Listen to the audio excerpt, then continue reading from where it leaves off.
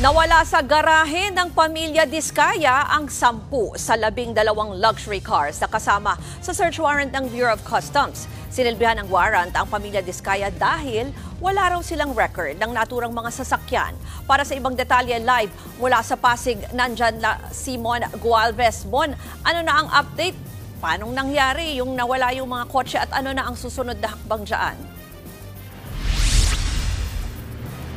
Ruth, sumatotal, nasa 3 luxury vehicles ang na-hold o hinold ng Bureau of Customs matapos ihain ngayong search warrant dito sa compound ng St. Gerard Construction sa Pasig na pagmamay-ari ng pamilya Diskaya. Kinurdonan at hindi na muna pinayagang makalabas ng customs ang 3 imported at mamahaling sasakyan na nakita nila sa loob ng St. Gerard Construction Office. 2 rito ang kasama nga sa 12 luxury vehicles na hindi umano mahanap ang papeles at bahagi ng search warrant. Git ng customs, nais nilang matukoy kung dumaan ba mga ito sa tamang importation at hindi smuggled. Sabi ni Customs Commissioner Ariel Nepomuceno, sinisiguro lamang nilang nasusunod ang Customs Modernization and Tariff Act at nabayaran ng tama ang lahat ng duties at buwis nito. Bagamat ayaw nilang magbigay ng hinala kung bakit wala ng ibang sasakyan, pinaalarma na raw ito sa PNP Highway Patrol Group para madaling mahuli at hindi na magamit pa sa lansangan.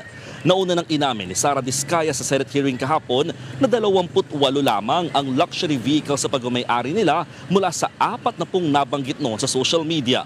Wala namang humarap sa BOC mula sa sinumang kaanak ng pamilya Diskaya nang ihain ng search warrant. Pero panawagan ni Nepomuceno sa kanila, maiging isuko nila ang mga sasakyan o ipakita yung mga papeles kung nabilib naman ito ng tama. Narito ang bahagi ng pahayag ni Customs Commissioner Ariel Nepomuceno. Kung mapapakita naman nila na talagang sila ay buyers in good faith, meaning binili lang nila ito sa isang dealer or ahente, doon naman kami pupunta upang doon namin kuhanin ang mga tamang dokumento na dapat magpapatunay na tama ang kanilang pinagbayaran sa ating gobyerno. Kung wala naman silang tinatago, sang-ayon sa kanila, binili naman nila ito ng tama, huwag silang mangamba.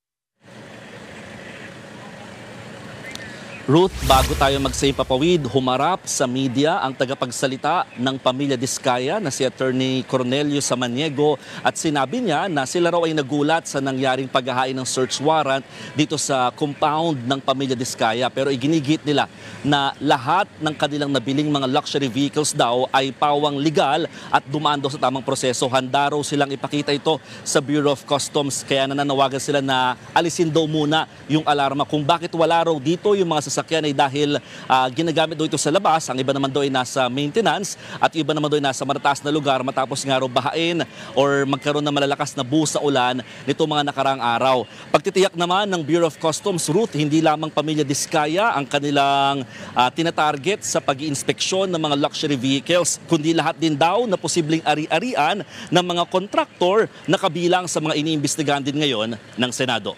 Ruth. Yan po ang Express Report ni Mon Gualvez.